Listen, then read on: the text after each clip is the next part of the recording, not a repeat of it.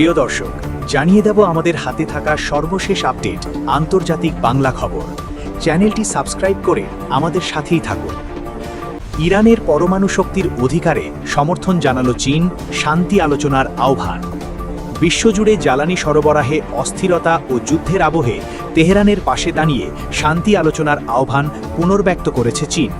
বুধবার বেইজিংয়ে ইরানের পররাষ্ট্রমন্ত্রী আব্বাস আরাগচির সঙ্গে এক গুরুত্বপূর্ণ দ্বিপাক্ষিক বৈঠকে বসেন চীনের পররাষ্ট্রমন্ত্রী ওয়াং য়ি। বৈঠক শেষে বেইজিংয়ের পক্ষ থেকে জানানো হয়েছে, চীন বিশ্বাস করে যে অবিলম্বে একটি সর্বাত্মক যুদ্ধবিরতি কার্যকর করা অপরিহার্য এবং পুনরায় যুদ্ধ শুরু করা কোনোভাবেই কাম্য নয়। মধ্যপ্রাচ্যের চলমান উত্তেজনা এবং হরমুজ প্রণালীর বর্তমান পরিস্থিতি নিয়ে উদ্বেগ প্রকাশ করে ওয়াং য়ি বলেন, আন্তর্জাতিক সম্প্রদায়ের দাবি মেনে ওই অঞ্চলে স্বাভাবিক ও নিরাপদ নৌ চলাচল দ্রুত নিশ্চিত করা প্রয়োজন। যুদ্ধের ফলে বৈশ্বিক জ্বালানি বাজার যেভাবে ক্ষতিগ্রস্ত হয়েছে তা নিরসনে বেইজিং সব পক্ষের ইতিবাচক সাড়া প্রত্যাশা করে। ইরানের পরমাণু কর্মসূচি প্রসঙ্গে বেইজিং তাদের অবস্থান স্পষ্ট করে জানিয়েছে, তেহরান পরমাণু অস্ত্র তৈরি না করার যে অঙ্গীকার করেছে, চীন তার প্রশংসা করে। একই সঙ্গে শান্তিপূর্ণ উদ্দেশ্যে পরমাণু শক্তি ব্যবহারের বৈধ অধিকার ইরানের রয়েছে বলেও ওয়াং য়ি উল্লেখ করেন। উল্লেখ্য, যুদ্ধের সূত্রপাতের পর দুই মিত্রদেশের পররাষ্ট্রমন্ত্রীদের মধ্যে এটাই ছিল প্রথম সরাসরি সাক্ষাৎ। এই বৈঠকটি এমন এক সময় অনুষ্ঠিত হলো যার মাত্র কয়েকদিন পরেই মার্কিন প্রেসিডেন্ট ডোনাল্ড ট্রাম্পের বেইজিং যাওয়ার কথা রয়েছে। ফলে এই কূটনৈতিক তৎপরতাকে অত্যন্ত তাৎপর্যপূর্ণ বলে মনে করছেন বিশেষজ্ঞরা। এদিকে ট্রাম্প কেন হরমুজ প্রণালীতে প্রজেক্ট ফ্রিডম স্থগিত করলেন? ইরানের সঙ্গে আলোচনায় দারুণ অগ্রগতি হওয়ায় কথা বলে হরমুজ প্রণালীতে সামরিক অভিযান প্রজেক্ট ফ্রিডম স্থগিতের ঘোষণা দিয়েছেন মার্কিন প্রেসিডেন্ট ডোনাল্ড ট্রাম্প। নিজের মালিকানাধীন সামাজিক যোগাযোগ মাধ্যম ট্রুথ সোশ্যালে ওয়াশিংটনের স্থানীয় সময় গতকাল মঙ্গলবার ট্রাম্প এই ঘোষণা দেন। ট্রাম্পের এই ঘোষণার মাত্র কয়েক ঘন্টা আগে মার্কিন পররাষ্ট্রমন্ত্রী মার্কো রুবিও কিভাবে উদ্যোগটি পরিচালিত হবে তার রূপরেখা তুলে ধরেছিলেন। হরমুজে আটকে পড়া বিভিন্ন দেশের জাহাজ ও ট্যাঙ্কারগুলোকে নিরাপত্তা দিয়ে প্রণালীটি পার হতে সহায়তা করতে গত সোমবার সকাল থেকে প্রজেক্ট ফ্রিডম নামের একটি অভিযান শুরু করেছিল মার্কিন সামরিক বাহিনী।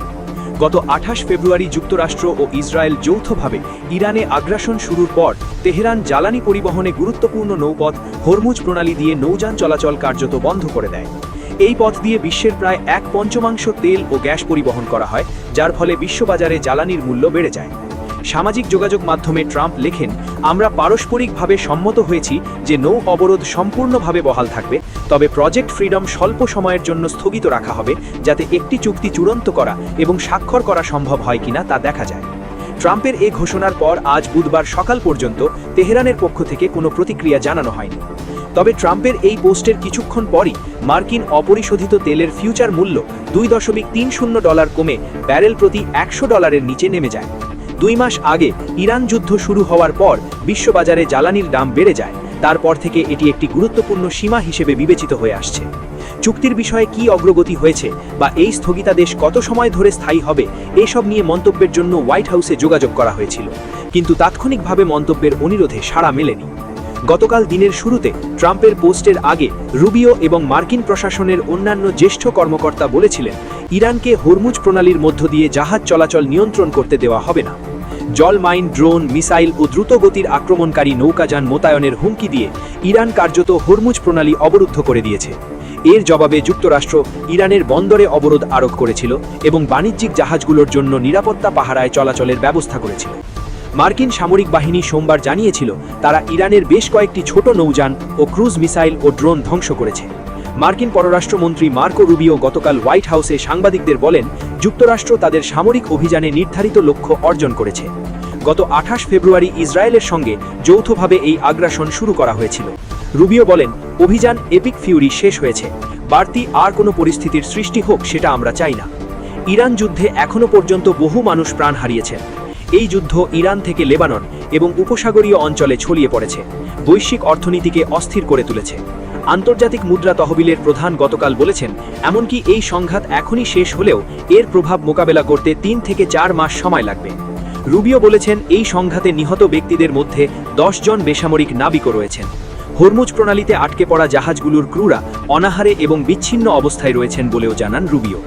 ওভাল অফিসে সাংবাদিকদের ট্রাম্প বলেন, ইরানের সামরিক শক্তি এখন খুবই দুর্বল হয়ে গেছে। প্রকাশ্যে করা হুমকি বা যুদ্ধোন্মাদনা দেখালেও বাস্তবে তেহরান শান্তি চায়।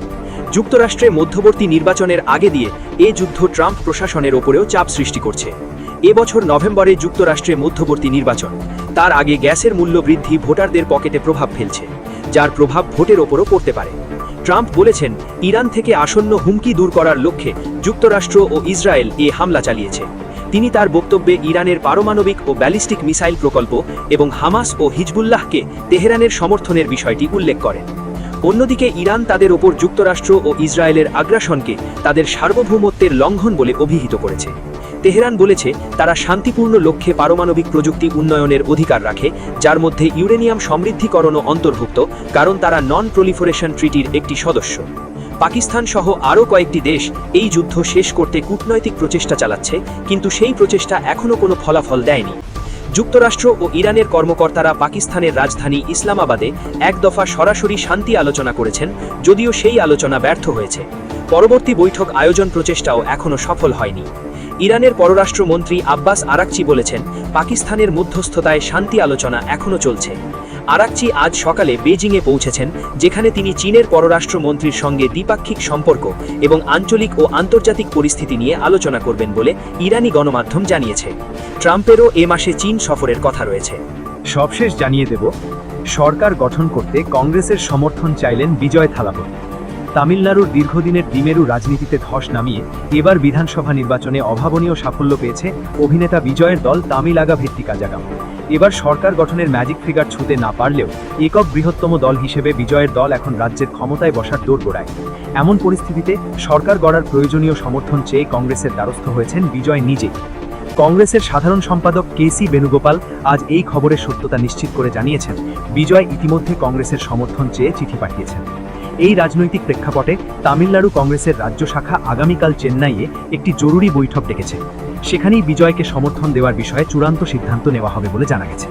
তবে বেণুগোপাল স্পষ্ট করে দিয়েছেন, তামিলনাড়ুর মানুষ একটি ধর্মনিরপেক্ষ সরকারের পক্ষে রায় দিয়েছেন এবং কোনোভাবেই রাজ্যে বিজেপির আধিপত্য বাড়তে দিতে চায় না কংগ্রেস।